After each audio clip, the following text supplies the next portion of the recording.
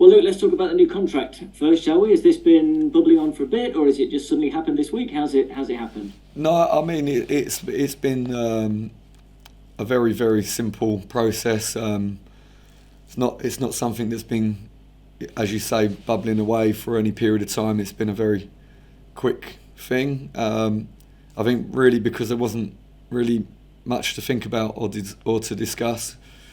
The football club felt like we needed to restructure the original contract, and I'm very very happy. So there was no need to spend any time dwelling on it, just so we can concentrate on the job at hand. Your name had been mentioned with Portsmouth as well. Was that a factor in it or not? Probably a question more for the owners, but I felt like that there was no difficulty in agreeing anything at all with the contract, and for whatever reason the owners of the club felt like it was the right time to change some of the detail, and that was completely fine with me. And so we made a very quick agreement, and we can now concentrate on the job. It's a very long contract as well. What does that do for you? What does it enable you to do? What does it change for you? I mean, hopefully, we're able to, myself and the staff and the players, to do a good enough job for me to fulfil the contract. That's the idea. I think I'm in a wonderful situation at a fantastic club. I don't see any reason to look any further afield, but just to try to create stability here, and to work very hard to try to help the club to be in the position where it deserves to be. The statement from the owners very much makes you feel just like it's been a very neat fit with you arriving, and it's felt like that from the outside. Has it felt like that to you, that the way you operate and the way they operate has sort of gone hand in hand very neatly? Yeah, they're wonderful to work for, really are, and so it's been very easy to work for them. I mean, the pressures of the job, of course, you can imagine, are very high, and it's a tough existence in this club and in this league. But like I've always said from the beginning, that the one thing that you want as a head coach is to have consistent behaviour and message from the people that run the club, that are your bosses, and I couldn't ask for better. Just really couldn't ask for better. So I need to now concentrate on trying to do a great job for them and for the fans, and hopefully we don't have to look at contracts or anything for a long time. It's obviously very full on, and with the expectation and game after game and so on, but has this maybe given you a chance just to stop and think about how much you're valuing and enjoying this role at Notts County? I want to say yes, because I know that would be really a nice thing to hear, but the reality is I don't really experience enjoyment as an emotion too much. I love what I do, and the club has become everything to me, and I have a sense of duty, and I have to fulfil that, and I have to work very very hard. I'm aware of all those things, and I'm satisfied with all those things in my life, and I hope that enjoyment follows some success, and first and foremost I need to give everything that I have to try to bring success here. And of course it won't be down solely to me. I need to nudge the ship in the right direction, but I need many people to help with that and make a huge contribution to success. And then I would like at some point to be able to enjoy with the people some moments, some wonderful moments, and that's my ambition now in my life, is focus completely on that. Yeah, it's interesting. You talked a bit about this today, and you kept mentioning that with Charlie after the game the other night as well, that actually nothing has yet been achieved. That top of the league and 18 unbeaten, which is close now to a club record if it gets to 19 league games without defeat, and all the goals you've scored. But ultimately, I suppose it's about what happens in the final few months. You're so hungry and focused on that still, clearly. Yeah, absolutely. That's what my life is about, and we are very early in our journey. This word is used a lot, but I can't think of a better one for this moment. But we're early in our journey. I hadn't been here for a huge amount of time, and so I would like to think that we can be ambitious enough to achieve now.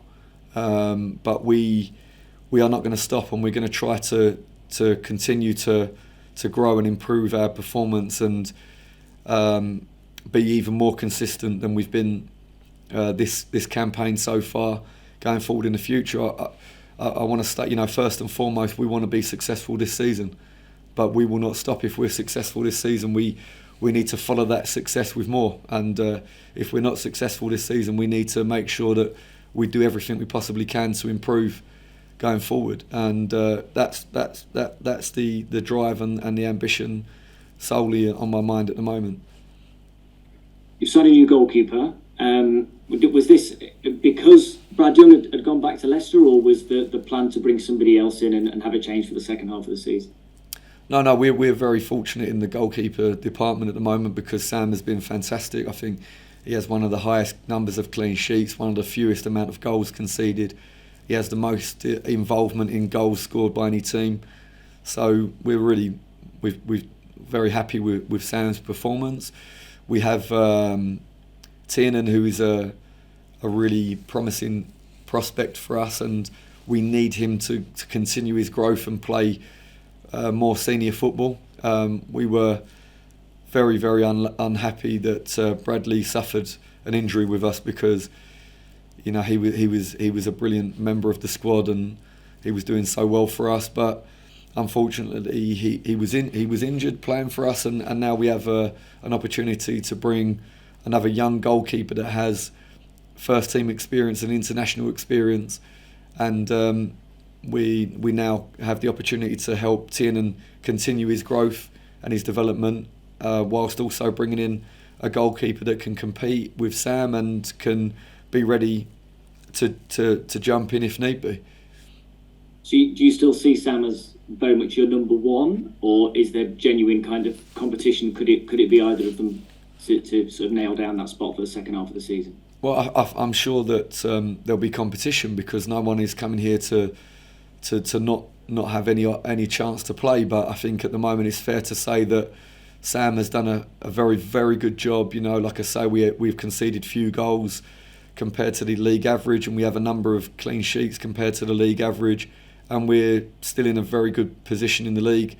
I think Sam has earned his shirt at the moment and will remain there until anything significantly changes. But he will be pushed every day because we've just brought in a goalkeeper of a very, very good standard. Will we see Archie at the weekend, do you think? Obviously FA Trophy, and you made a change for the goalkeeper last time. You're expecting him to go in straight away this week? I think it's very likely we will. I think we have to make sure that we do our preparation correctly tomorrow, and that everybody is comfortable with what they're doing. I don't want to put anybody into a situation that they're not ready for, because we have particular routines that we practiced a lot regarding the goalkeeper. And so, I think there's a very good chance that we will see him, but we just have to make sure that, that everybody is comfortable going into this. You showed a few signs of frustration the other night with the way that you played and not sort of being quite in the rhythm that you've been in at times this season. Are you looking for sort of more once you get to the Chesterfield game, the next league game, or do you see this as one where you'd like to see a bit more from your players? I think that the games are so difficult to compare because I think that the focus on the cup competition with our league campaign as it is difficult to replicate the same type of intensity and in focus in the mind. Of course, we're taking this game seriously and we want to win this game. That can't be, there's no doubt. But no, I think that we played against a very well organised, very motivated opposition, and they made the game very difficult for us. But we need to be able to withstand, and we need to overcome every different opposition and every different style of play. We have to overcome that, and we certainly try to use that game as a motivation for us to be better and to be able to withstand whatever is thrown at us. So yeah, I think the two games are going to be very, very different, but I'm expecting a very positive reaction from the squad. Best of luck, best of luck with it. Thanks very much. Thank you. Hi Luke. Just to start with the Boreham Wood game, I just wanted to know, have you had time to analyse that game? I know you mentioned in hindsight you may have done a few things a little bit differently on the night. Have you had any chance to look at that, and would you have done anything differently on the night? No, not particularly. I think that we let ourselves down with the goal we conceded for sure, because we've been very good at protecting the box, and it was far too easy, and that's been made very, very clear, and the players accepted that. We're so disappointed with that, and then in the flow of the game, Boreham Wood pressed us incredibly well and went man for man all over the pitch, but I think that we had far more openings than we showed. We had far more opportunity to be able to arrive in their box, and I think they left themselves vulnerable, which we only were really able to show highlight that in a really positive way.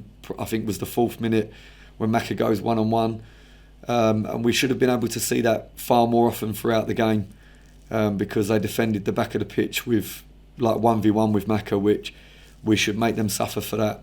But full credit to them, they were very brave, and the energy that they spent chasing us around the pitch was incredible. And so full credit, but we have to be able to do better than that. That we let our standards drop, and yeah, we need to improve on that performance for sure. Following the game, Geraldo Bajromi was a name that was cropping up a lot on social media, and that many were wondering why he's not been playing recently. Is that still down to the fact that you've got the defensive injuries? Obviously not wanting to risk him with Connell still not back. Yeah, I think that we need to make sure that we have enough cover in the back line, of course, and try to give Badge minutes as well. He played recently at Oldham and came on the game at Aldershot, so we're trying to make sure that he has minutes to keep him in the correct place. But I think Badge has hit very high level this season, and then has been inconsistent with a couple of performances that were below the very high level that he'd set for himself, and Badge knows that, and he's ready, and he will come back into the team. We have a lot of football to play, and he will come back into the team and be a big player for us for sure. But he needs to be in the right frame of mind, he needs to be focused, and he has to show the level of consistency day in, day out in training, and so that we know that he's ready to go into the game and make a great performance. We have to see that from Badge, and he will get there, and we've got very high hopes for him. And then just following on from that, I've seen Connell with the team on match days. What's the latest on his injury update?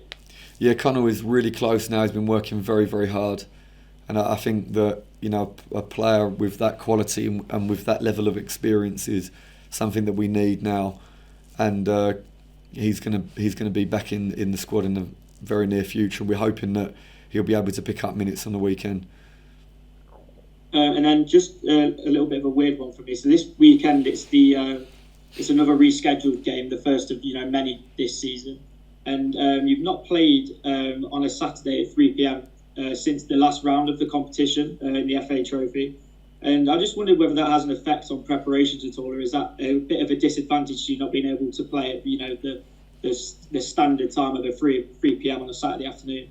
No, of course, because we have a week that is prepped and planned so that we build up to the game, and we've had lots of disruption that makes that process very difficult for us, because we have to try to replicate the type of physical loading that the players would achieve in a game, but of course it's never the same when you don't have that competition.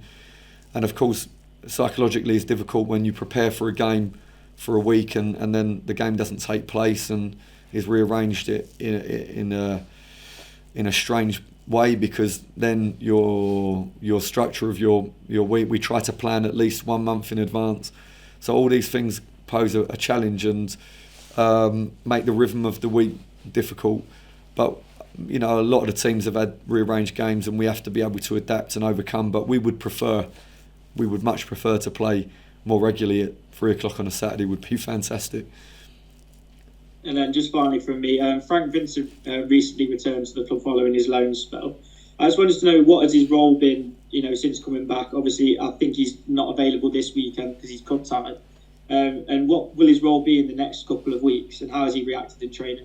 Yeah, Frank is a brilliant guy, and we expected him to come back and for his attitude to be absolutely perfect, which it has been.